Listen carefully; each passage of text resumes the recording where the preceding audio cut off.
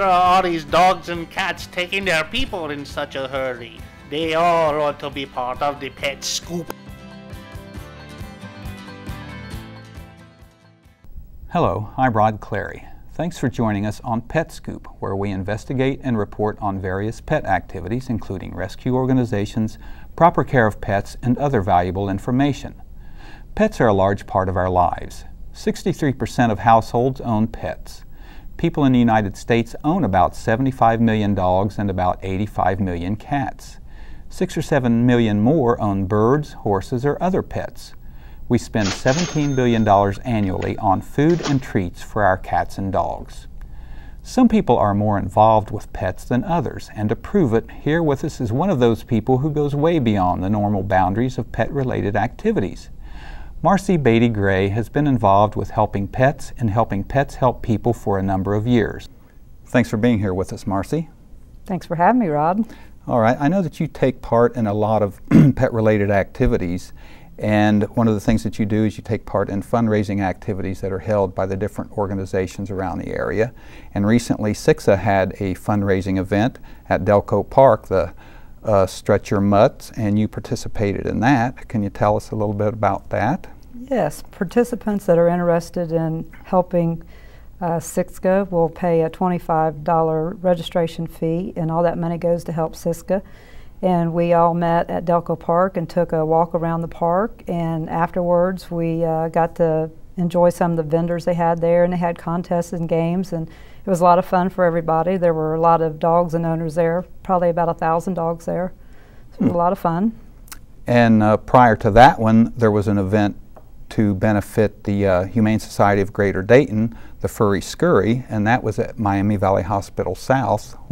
Tell us about that one. That was very similar. Paid a registration fee and went down there and did a 5K walk, and they gave us a goodie bag at the beginning of it, and afterwards we enjoyed going to all the vendors and buying homemade dog bones and things for our dogs, and got to visit with lots of people that we knew in the dog world.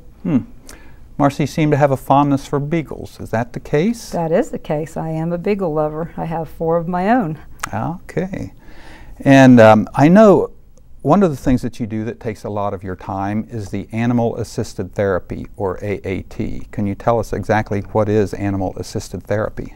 Animal Assisted Therapy is where a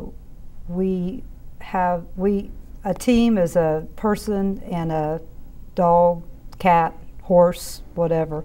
And we go through a 10-week certification class and get certified to actually go out and do visits at different places. And we go to Dayton Children's and Hospice of Dayton, and we go to some of the area nursing homes and just visit and make people happy. All right, well, let's take the nursing homes for example. When you go there, what exactly do you do? Well, I have a 1.5-year-old male beagle named Chucky, and I have to give him a bath and get him ready, and we go from room to room and visit the different residents that live there, and sometimes he'll do tricks for them. He's got a whole bunch of tricks he knows, and he'll do tricks, and he'll get up in bed and snuggle with them, and they like to have their picture taken with them, so sometimes we'll take pictures and print them out and give them to them. And most of the residents have pictures of me and Chucky, or Chucky and them, in the rooms by their beds, so they like that real well.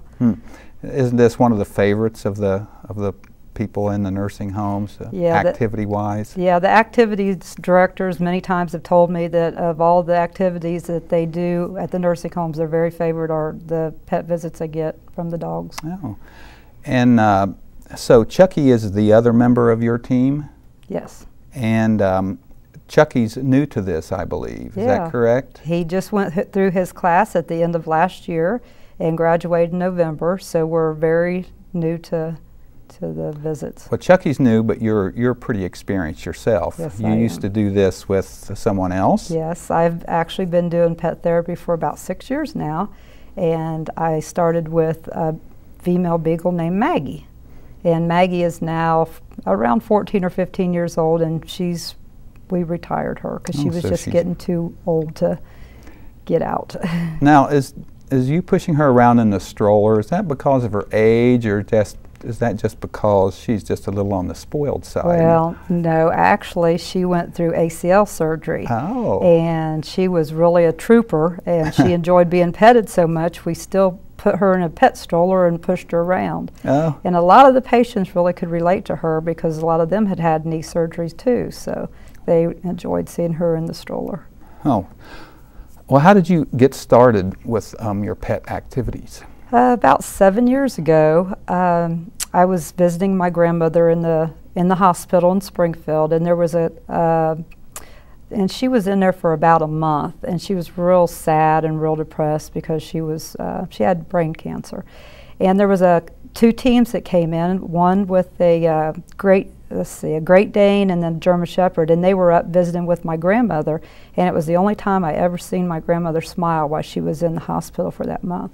And I knew I had a dog that could do that, and I asked them how I could get started in that, and she gave me a card with their organization, and I spent a whole year getting her ready. We went through 2 obedience classes and then the 10-week pet therapy class, and after the year we graduated and started doing our visits. Oh, that's quite a big commitment, isn't it, time-wise? And yes.